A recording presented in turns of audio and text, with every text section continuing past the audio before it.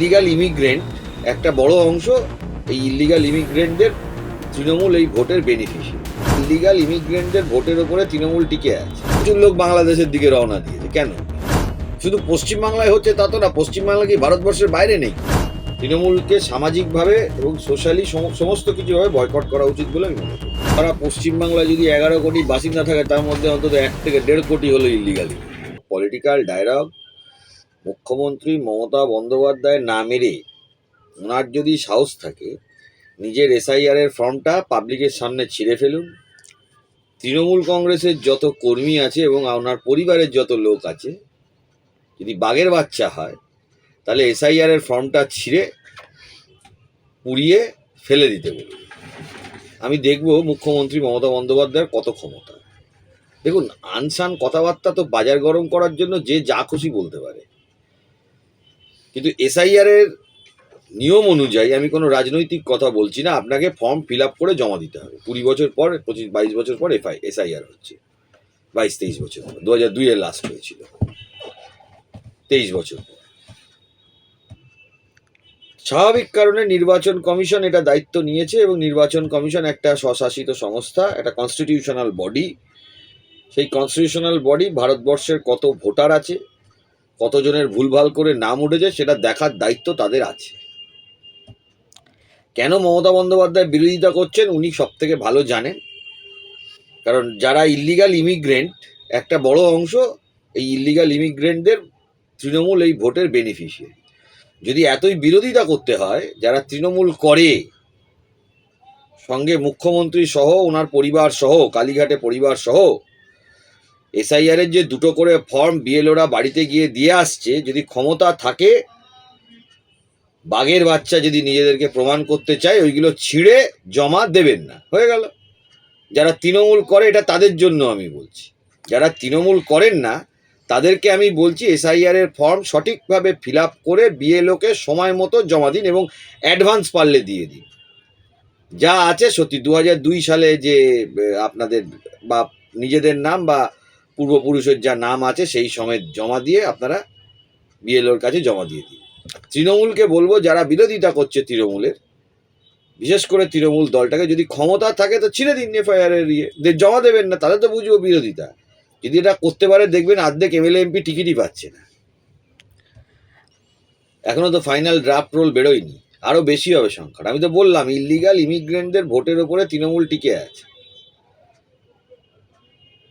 Illegal যেসব ভোটারগুলো আছে, dead ভোটারগুলো আছে, এদের ভোটের ওপর তৃণমূল টিকে আছে, যার জন্য এত বড় বড় কথা বলছে। এত কিছু না করে আমি তো বললাম, কুণালবাবু নিজে ফর্মটা জমা দেবেন না, হয়ে গেল।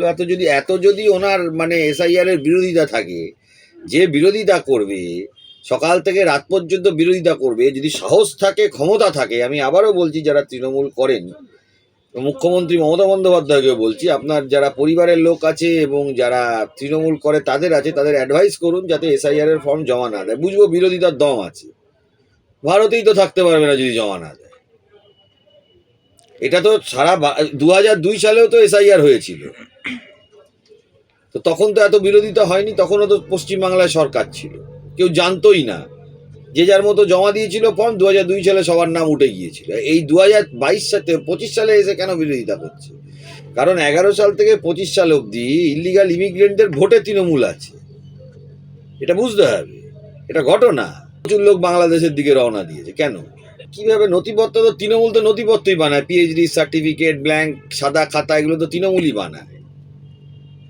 তৃণমূল ছাড়া তো আর অন্য কেউ এগুলো বানায় না। সাদা খাতায় চাকরি কে করে? তৃণমূল করে। তো ওরা কি বানাবে সে নথিপত্র, সেটা ওদের ব্যাপার। তবে সাধারণ মানুষের কাছে বলবো, এই সব তৃণমূলের নথিদের ওপর বিশ্বাস করবেন না, কারণ শেষমেশ যেটা হবে, আপনি ফেঁসে যাবেন। সঠিক মানুষের পরামর্শ নিন, প্রয়োজন হলে আইনজীবীদের পরামর্শ নিন, প্রয়োজন হলে যারা বিশিষ্ট মানুষ আছেন তাদের পরামর্শ নিন, যারা বোঝে তাদের পরামর্শ নিন। তৃণমূলগুলোর পরামর্শ নিতে গেলে ফেঁসে যাবে। কোনো হিন্দু মুসলিমের ব্যাপারই নেই SIR নিয়ে। একটা সিম্পল আইন, সেটা হচ্ছে 2002 সালে আপনার নাম আছে কিনা, বা আপনার বাবা বা দাদু ঠাকুমা এদের নাম আছে কিনা, প্যারেন্টাল সাইড বা ম্যাটারনাল সাইড থেকে। যেখানে নাম আছে বা আপনার নিজের নাম থাকলে, ইলেকশন কমিশন যে গাইডলাইনগুলো করে দিয়েছে, আমার কথা ভাববেন না, সোজা ইলেকশন কমিশনের ওয়েবসাইটে যান, সেখানে যে গাইডলাইনগুলো করে দিয়েছে পরিবারের কাদের নাম আছে 2002-এ, সেইটা ডান দিকের কলমে লিখতে হবে, আর বাঁ দিকের কলমে যদি আপনার নাম 2002-তে থাকে, এই তো লিখে জমা দেবেন, এর বাইরে তো কিছু না। আর 2002-তে আপনার যদি নাম না থেকে থাকে, তাহলে আপনার নামটা কি করে আসলো পরবর্তীকালে সেই হিসাবটা দিতে হবে। তার পাসপোর্ট হতে পারে, তা তার জমির দলিল হতে পারে, যে 13টা না 14টা ক্লজ দিয়েছে, এই 13টা 14টা ক্লজের মধ্যে হিয়ারিংয়ে গিয়ে ওটা জমা দিতে হবে। এই তো কাজ, সারা ভারতবর্ষের লোক জমা দিচ্ছে, শুধু পশ্চিমবাংলায় এসে কিছু লোক রাজনীতি করবে আর কিছু লোক বিরোধিতা করবে। এটি কি করে হয়? এটা তো সর্বভারতীয়ভাবে সারা ভারতবর্ষে হচ্ছে, শুধু পশ্চিমবাংলায় হচ্ছে তা তো না। পশ্চিমবাংলা কি ভারতবর্ষের বাইরে নাকি? সারা পশ্চিমবাংলায় যদি 11 কোটি বাসিন্দা থাকে, তার মধ্যে অন্তত 1 থেকে 1.5 কোটি হলো ইলিগালি। সংখ্যাটা 2 কোটি গেলে আমি আশ্চর্য হব। কলকাতা থেকে আরম্ভ করে বর্ধমান, বাঁকুড়া, পুরুলিয়া, মুর্শিদাবাদ, মালদা, উত্তর দিনাজপুর, দক্ষিণ দিনাজপুর, সব জায়গায় ইল্লিগাল ইমিগ্রেন্ট আছে। এবং সব থেকে বেশি ইল্লিগাল ইমিগ্রেন্ট আছে ডায়মন্ড হারবার কেন্দ্রে, ডায়মন্ড হারবার লোকসভা কেন্দ্রে, এটাও আমরা জানি। তার কিছু প্রমাণ? সব থেকে বেশি সংখ্যায় ভোটের পার্সেন্টেজ, ভোটার কত বেড়েছে পার্সেন্টেজ দেখতে হবে তো। ডায়মন্ড হারবারে যিনি ভোটে যেতেন তিনি কত মার্জিনে যেতেন সেটাও তো দেখতে হবে। সারা ভারতবর্ষের ইতিহাসে কোনোদিন হয়নি তৃণমূলও সেটার প্রচার করার সাহস পায় না, সেটা দেখতে হবে তো। এগুলো তো তদন্তের আয়তায় আসা উচিত, এবং এগুলো এনআইএ দিয়ে তদন্ত হওয়া উচিত। ডায়মন্ড হারবারে আমি বলছি সব থেকে বেশি ইল্লিগাল ইমিগ্রেন্ট আছে।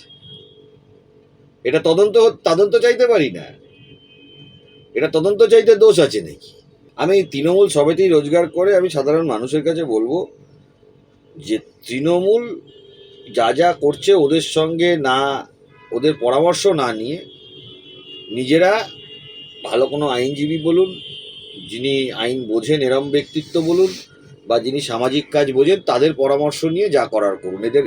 এদের পরামর্শ নিতে যাবেন না, তাহলে ভবিষ্যতে আপনি ফেঁসে যাবেন। তৃণমূলকে সামাজিকভাবে এবং সোশ্যালি সমস্ত কিছুভাবে বয়কট করা উচিত বলে আমি মনে করি। ভোট ব্যাংকের চাপ ডেফিনেটলি পড়তে এই জন্য পারে, তার কারণ হলো ইল্লিগাল ভোটারগুলো তো বাদ যাবে।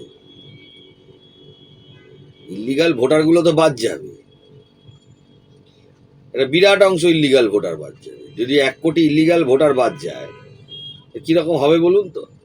এই 1 কোটির মধ্যে তো 90 থেকে 95 লাখ তৃণমূলেরই ভোটার হবে, যদি না 1 কোটিতে 1 কোটি হয়। যদি কত বাদ যাবে কেউ জানে না, কিন্তু একটা বড় অংশ বাদ যাবে এটা সবাই বুঝে গেছে। সারা পশ্চিমবাংলার যত মানুষ থাকে তারা বুঝে গেছে যে পশ্চিমবাংলা একটা বড় অংশ বাদ যাবে, এবং যাওয়াটাই উচিত বলে আমি মনে করি। অভিষেক বন্দ্যোপাধ্যায়ের হিসাবে বৈধটা কে সেইটা তো বলা উচিত। উনি বৈধ বললে তো হবে না, বৈধটা ওনার হিসাবে কারা বৈধ? যাদের 2002-এর নাম নেই এবং যাদের কাছে ভারতবর্ষের কোনো নথি নেই, টাপ করে আম গাছ থেকে পড়ে ভোটার লিস্টে নাম উঠিয়ে দিয়েছে, সেইগুলো ওনার কাছে বৈধ? সেইগুলো ওনার কাছে বৈধ? বিদেশি নাগরিক ভারতবর্ষে ঢোকাটা ওনার কাছে যদি বৈধতা হয়, তাহলে ওটা ওনার মতন বৈধতা। পরিবহন মন্ত্রী অন্য দেশে চলে যান, পরিবহন মন্ত্রী অন্য দেশে চলে যাওয়া উচিত। বাংলাদেশের লোক এদেশে ঢুকতে দেবো না। যারা ভারত বিরোধিতা করে বাংলাদেশে, তাদের ভারতে ঢুকতে দেবো না। অসুবিধে কোথায় আমাদের এটা বলতে? অন্য দেশের লোক আসবে, আসুক না, রাশিয়ার লোক আসুক না, কানাডার লোক আসুক না ভারতবর্ষে, ইউরোপের লোক আসুক না ভারতবর্ষে, ভারতবর্ষের যেগুলো বন্ধু রাষ্ট্র তাদের দেশ আসুক না। সকাল থেকে রাত অবধি ভারত বিরোধিতা করবে বাংলাদেশে, আর তাদেরকেই আমি আমার ঘরে ঢোকাবো, তাই কি করে সম্ভব হয়? বাবা বা দাদু এদের কারোর নাম 2002-তে আছে কিনা, বা সংখ্যালঘু এলাকায় একটা এস্টিমেট করুন যে কাদের কোন কোন সংখ্যালঘু 2002-তে নাম আছে। দেখবেন যারা ভারতীয় মুসলিম তাদের ম্যাক্সিমামেরই 2002-তে নাম পাবেন, ম্যাক্সিমামেরই আপনি 2002-তে নাম পাবেন। ওরা যতই সংখ্যালঘু হাওয়া তোলার চেষ্টা করুক, সংখ্যালঘুরা যারা যারা কিনা এনিউমারেশন ফর্ম জমা দেবেন, তারা তাদের 2002 সালে তার বা তার আত্মীয়ের নাম, যেটা ইলেকশন কমিশনের গাইডলাইন আছে, তারা খুঁজে অলরেডি লিখে নিয়েছে। অ্যাসেম্বলি কনস্টিটিউয়েন্সির number, part number, serial number, এই সেক্টরটাতে গিয়ে জিজ্ঞেস করুন তো যারা যারা সংখ্যালঘু আছে। এই ধরনের দেখুন কথাগুলো আমি তো বলছি বারবার, এগুলো সম্পূর্ণ রাজনৈতিক হাওয়া তোলা কথাবার্তা। যারা যারা সংখ্যালঘু ভাই বোনেরা রয়েছেন তাদেরকে আমি বলবো আপনাদের সঠিক তথ্যটা দিয়ে দেবেন 2002-এ কী নাম আছে। আপনার যদি পরিবারের কারোর নাম থাকে সেটা দিয়ে দেবেন, হয়ে গেল। আপনাদের বিএলও আছে তো তার সাথে কথা বলবেন, কাগজ দেখবেন, দিয়ে দেবেন। 90% লোকের ম্যাচ হবে। এই 10 কোটি 11 কোটির মধ্যে 10% ম্যাচ হবে। এ আপনিও জানেন, আমিও জানি, তৃণমূলও জানে, সংখ্যালঘুও জানে, সংখ্যাগরিষ্ঠও জানে, সবাই জানে। Open secret. এই 10% লোককে আমাদের আইডেন্টিফাই করতে হবে, কারা এই 10%।